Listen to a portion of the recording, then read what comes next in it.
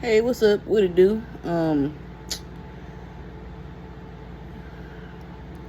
I listen to a lot of stuff. Spiritually speaking, I listen to a behavioral biologist, some dude from Stanford. He be checking stuff out, psychology and all of this other stuff, and not so much pastors and preachers anymore. Full disclaimer.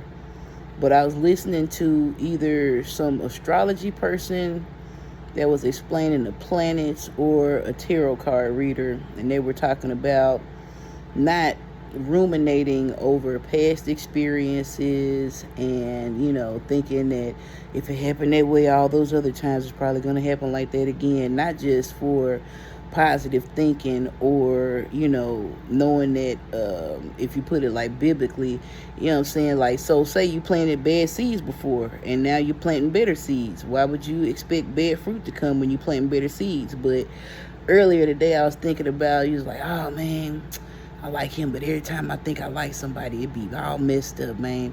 And I gotta, that's a pick me bitch. Don't be a pick me bitch, you know what I'm saying? And, so, don't be a male centered woman. Don't do that. But, what if you, what do you do?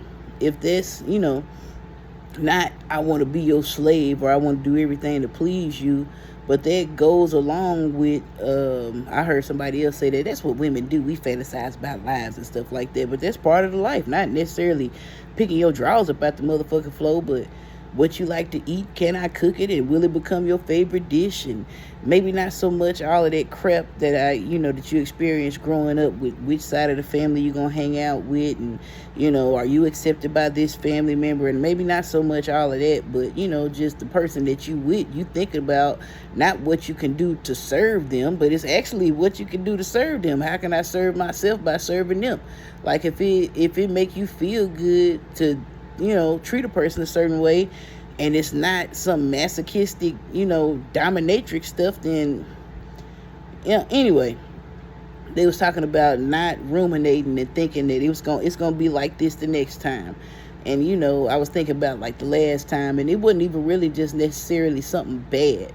I'm reading this book that my sister-in-law got me, I Medusa, and her the worst first time ever, man. She slept with Poseidon, and Poseidon lied and said she was a harlot, and she was supposed to be, god dang, an acolyte for Athena, and Athena got mad and went and told Apollo in front of everybody that she slept with dude, and that's how she got turned into Medusa, right?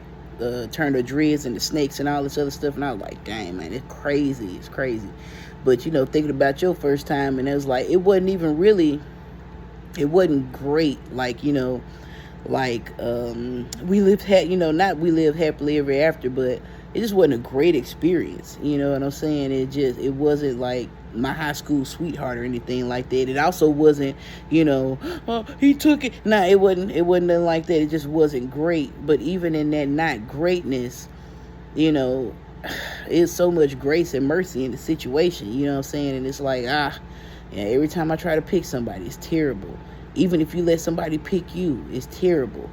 And then, like, even if you're feeling it now, or if you're thinking about it, you get that sinking feeling in your heart. We got to quit doing it, not because we want to draw and attract stuff to us. You got to do it because it's gonna start manifesting physically. That sinking feeling in my heart is like, is something wrong with my chest? Like, oh my god, what's going on? And yeah, it could have to do with my diet. I do smoke, and I'm not supposed to smoke. Nobody's supposed to smoke. Smoking is bad for you. All of that stuff. But I was like, what was you? Oh, you was just thinking about some stuff that made you sad. That stuff will have a long-term physical effect on us if we just keep on being into that crap like that. We gotta figure. I gotta figure something out better to do. And even if I'm telling myself, that all of this, thinking about what could be is like some lost fantasy or something like that, or like, yeah, it sound good, you know what I'm saying, but that's not how people are. I gotta do something to at least try to make myself believe it, or at least, not lose hope, not lose faith, because that stuff, it hurts your heart. People die of heartbreak, people die of hearts bursting open with joy. I can't, I gotta figure something out. Anyway, that's that. Later.